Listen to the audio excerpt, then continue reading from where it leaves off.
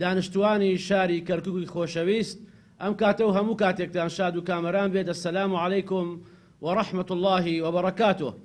ئێمە وەکو ڕێژێکی زۆری مامۆستایانی شاری کەرکووک و تارخوێنانی شاری کەرکووک پاڵپشتی خۆمان ڕادەگەێنین بۆ لیستی مەشخەڵی کەرکووک ژمارە 163 بۆ بەڕێزان کاندیدان مامۆستا یوسف ئەحمەد و مامۆستا فەرحان شەریعە.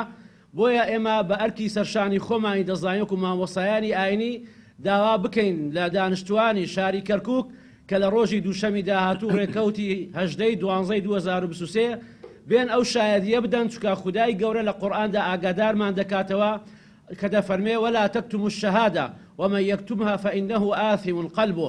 واتە کاتێک داوای شایەدیتان لێ دەکرێ شایەدیەکانتان مەشارنەوە. هەر کەسێک بە عەمدەن شایەدی بشارێتەوە ئەوە دڵی گوناحبار دەبێ.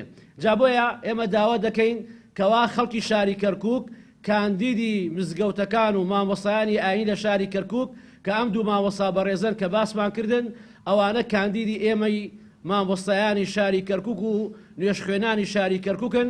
بۆیە پاڵپشتی ئەوان بە واجبی شەرعی دەزانین.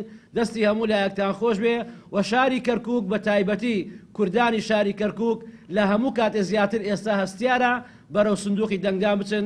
خوای گەورە شار و وڵاتمان بپارێزێ. ئێمە وەکو بەشێک لە زانایان لیستی مەشخەڵی کەرکووک ژمارە 163 ئەم دوو بەڕێزەی کە لەگەڵ ئێمە وەستاون مامۆستا فەرحان و مامۆستا یوسف ئێمە وەکو مامۆستایان ئەیان ناسین ئەهلی مزگەوتن ئەهلی سیدق و سەفان ئەهلی ئەمانەتن.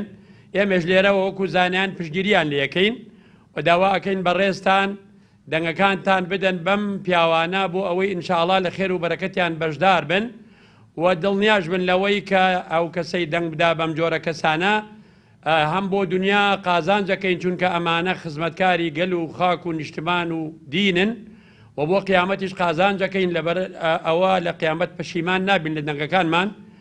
ومێدمان وایە هەمومان وەکو ئەهلی مزگەوت وەکو ئەهلی جمعە و جەماعەت ئەم لیستە لیستێکی ئیسلامیە تاقە لیستە لە کەرکووکە کە لیستی ئیسلامیە و دیفاعەکە لە مەشروعی دین و مزگەوت و ئەخلاق و قیەم.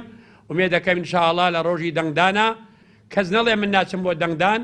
ئێمە وەکو میلەتی کورد وەکو زانایان پێتان ئەڵێین بچن بۆ دەنگدان لە ماڵەوە مەبن ئیرادەی خۆتان بەکاربێنن و بە دەنگەکانتان گۆڕانکاری بکەن لە ژیان و لە دەسەڵاتی کەرکووکە.